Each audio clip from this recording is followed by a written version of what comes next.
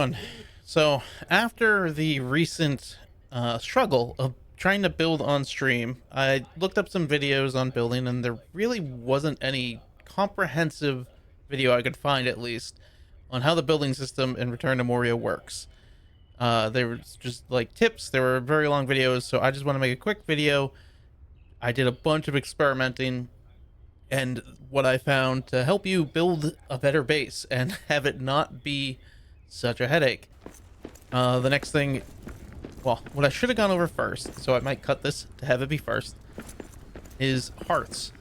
So this is something we never really went into, because when you get to your first base, there's a stone hearth that you can repair and build from it. Eventually you'll get upgraded to a tile hearth, but you will also have this little camp hearth, which I did have someone suggest bringing iron with us to build a repair smithy on the go.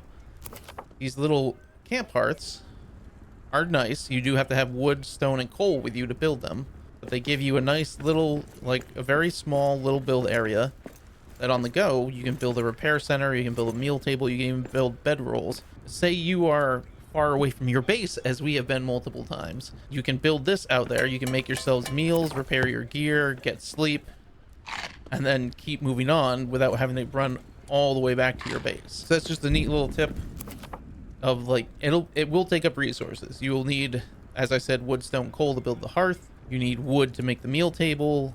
You need cloth to make your bedrolls. You need iron ingots to make the smithy. So it will take up inventory space, but once you get the bigger backpack, maybe a row and a half, which is a considerate amount of space, but is worth it. I mean, even if you have that spread out between the players, you can all make use of this.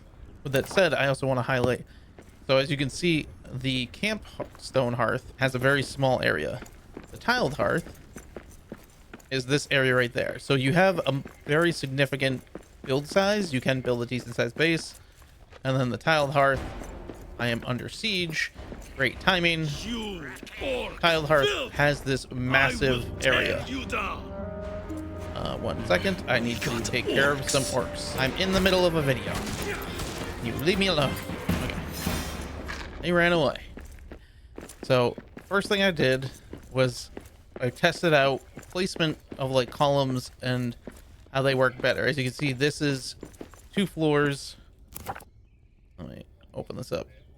You have 2 floors hanging off the edge of a column. There's this one, you have a floor in the middle and then floors built off of that. As you can see, it makes no difference in length. They both build the exact same length. Building it in the middle is better. I thought building it like this was better, but what this does is, so you have 3 full floors. Well, 1, 2, 3, 4. So you have 4 full floors. Perfect. And then you have a 5th and a 6th overlapping to get you the max distance. Whereas here, you overlap these last 2. And then you have 3 completely total. And the one on the end is overlapping. You might ask, what's the difference? The difference is purely aesthetic. As you can see, that looks like nice, even symmetrical until you get to where they're overlapping. And then here, like you can see, this is overlapping onto that, and it just kind of shifts the pattern a little bit. So if aesthetics don't matter to you, then how you build it doesn't make any difference. It'll get you the same length. And I'll show you real quick. Let me break this down. So while building, green means it's good. There is a gray color, which means it's structural, but that doesn't always show up. And if it does show up, it tends to spawn a foundation underneath it. I'll go into foundations in a little bit. But you have green, you have orange, which the orange and red are very similar. So this right now is orange, which means it will stay. It's not structurally ideal. It works very similar to how Valheim works. So that will stay. It's just not structurally ideal. And then this is red, So what you can do is you can overlap, and you see that's red, that's orange. Extremely similar, to the point that a lot of times it will be hard to tell the difference. But if you overlap this, it'll build and stay. But if I try to snap it on, it will not stay. So the building system is very much based off of individual squares, even though the individual, I'll go in later, the individual tiles are not as structurally sound. So that is the basics of building a floor, columns, basics of how the system works. Pretty much everything has its own structural quality, like how structural it is, from floors to columns to walls to the individual tiles. They all kind of build off of themselves. So my next test was, okay, currently I'm sure we're probably gonna get more. I know we have at least one other wood type we're gonna get. I went, okay, what's the best combination? So this first column is the wrong button, is the tall wood column, and I did test the braced column and the wood column. Make no difference. It is purely aesthetic. I wish this added more, but it is purely an aesthetic difference. So once you get the balsam wood, which I know someone's probably going to correct my pronunciation on that, but you can make these wood columns. And going off of that, you can see stone is the worst. Something you'll find in this is stone is always the worst. Like, if you can help it, do not build anything with stone. So with the balsam wood columns, the granite and the wood are tied, so essentially it's purely aesthetic from that point. What floor do you think looks best? As you can see, I can't build this any further out or it'll collapse. Stone floor, I can't build that any further out or it'll collapse. Oh, I have the wrong floor. But the floor types also don't make any difference. And you see I can't build the wood out anymore or it will collapse. So for wood columns, those two are the same. When you move to stone, wood is actually slightly better. You can see I have one extra row of blocks on the wood compared to the granite while using stone columns. And then when you come into the granite columns, similarly, a weird thing happens. So as you can see, these are all like 1 to 2 shorter, 1 shorter, 1 shorter. I believe this is the maximum. So building 3 out from a column is the maximum, because the wood on the bottom won't build out any further past that. If I try to put a pallet of wood there, it's not going to build. So 3 full floor squares out, I believe, is the max build length on columns, regardless of the material you're using. As you can see, wood beats it. Both rows come to the max. Is the worst out of all of them, because, again, do not use stone. Stone is the worst. Only aesthetics. Only use the stone if you like the aesthetics. And then the granite goes in just 1 short of the wood again. The other thing I tested is if you want to put banisters, and it seems to work similar to the build height on floors and such. So the next thing I tested was what happens the higher you go. So I came over here. I also tested out walls, so I used wood as a control. I currently have stone walls, granite walls. As you can tell, stone walls are terrible.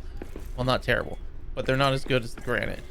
And again, this goes out, I'm pretty sure, to the max of 3 full tiles out. I can't build any more off of this or it collapses. So on the columns and walls, I believe 3 tiles away is the max. Now you can, I don't have it built here, but you can build, say, a wall 3 full tiles this way and connect them, and they will stand. Obviously, in the middle, it won't be as structurally sound. If you want to do the banisters, it will affect the structure of that. So then I went, okay, how far out can you build? This is building out. As you can see, it kind of builds in its a circular way until you get to the max. So it's 3 out, and then it goes at a diagonal. Square wise, you can say it's 1, 2, 3, 4, 5, 6, 7, 8, 9. So it is 9 squares out. Diagonal is probably a little different. 1, 2, 3, 4, 5, 6. So diagonally it's 6, straight out it's 9. Is the max you can build out. But then building up, as you can see, as you go up, it will lose structural length. Of it starts at 3, it goes to 3 2/3. It goes to 3 1/3, or 2 1/3 rather. It stays at 2 1/3, so it does have a little leeway. It seems it's reducing by a fraction, and that was enough that it rounded it up to say that it was structural, and it just keeps going up and up the higher you go up. So there is a limit to how high you can build your base and not have to put in, say, more columns. The next thing I tested was column strength to see if columns were any weaker or stronger than a wall. As you can see, it's still 9 out. However, on the diagonal, it gets a little weird, but I can't put anything there. I can put one there and one there, but this is a very weird spot of, oh no, now it is letting me do that. So I just missed that. But going to the single tiles do seem to have less structure. So let's see. So, also, you cannot build the single tiles off of a column. They need to be attached to either a floor or a wall, because you cannot build diagonally off of a column. You have to build straight out.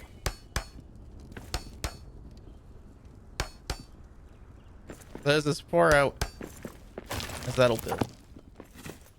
Which, as you can tell, is 1, 2, 3, 4, 5, 6, 7. So the single tiles are less structurally sound than the full floor tiles. But if for any reason you want to fill in a gap, you can use those. Let me delete this real quick. And also, what I found is filling in the corners. As you can see, if I try to put that there, it won't stay. It doesn't have enough structure. But if I put in full floor tile, it'll get me that. And that's part of the reason I like granite, is if you look at this, the pattern still matches, regardless of the fact that I just overlapped it. Oh, I didn't want to grab that. Jump down. Like, you cannot tell that there are multiple tiles overlapping. It is a little wasteful on resources, but it is... visually, it looks the same. Next up is foundations. So, you can have it flat on a floor. Let me double check. It will build a stone foundation underneath it. However, to keep in mind is if you build a stone floor partially off of this and then destroy it, it won't build a new foundation because you were technically building off of this foundation. So if you're going to build a floor, it is very important to snap it together. As you can tell, I have multiple levels of foundations. Why won't this let me build it? Wait 1 second. Let me break. You can break foundations as well. You don't get anything back from them, but you can break them. So let me put that down. So as you can see, I got multiple levels. I believe this is the max level of foundation you can get. Trick you can do if you want to get the different foundation levels. Okay, so I have my initial floor, and as you can see, I can't build. It needs to be built on a floor or a wall. But if I bring it down, it recognizes there's a floor there and will let me build there, and it creates a next one up. And then if I want to go even higher, I just repeat, build that there. I will have to go this way. And then I can build the next one up. And then I believe that is the max. Oh, and then there we go. There is the max height foundation. So if there's any time you, for some reason, want to bring your foundation all the way up as high as you can, that is a very consistent way to do it. That is the only way I found that is 100% consistent to have that happen. There is another way, but it does not always work. As you want to make a stone column, and this will happen in one of two ways. So you want to find a place where you can build, but it is foundational. So as you can see, it's not green, orange, red. It's just the color that it is. So if I build that, bam, I now have a very high foundation. I don't know if it's at max. I believe it is. I keep snapping to it. Yeah, that is at max, if not close to max. And if that doesn't work, you can also build that, and then if you build this, it'll spawn a foundation. And that one is definitely at max. Now, I did that very easily, but it does not always work. I have had times where it just will not spawn a foundation. The other note on foundation, oops, I accidentally broke something behind that, is as you can see, all this is hovering, and I have floors underneath it. If you put a floor on a column or a wall, and there is not an existing foundation underneath it, there are times you will come here and a foundation will spawn under this floor. So if you're building on a ground, you want to make sure there is a foundation on it. You don't need the tile floor, the floor itself, but you do need the foundation. Otherwise, it might spawn a floor underneath it, or a foundation attached to the floor. So you'll have a little gap here, and this whole thing will be blocked by a foundation. I believe that is everything I have found so far in building. It will make building our base 3.0 much easier now that I've done a bunch of research on how to build things, how the building system works, what the best combinations are. And yeah, as I find out more, I will update the building tips. And I am also planning on doing just a quick little tips, kind of like building this camp hearth, of playing the game easier. So if you like the video, give it a like, and I will see you next time. Happy building.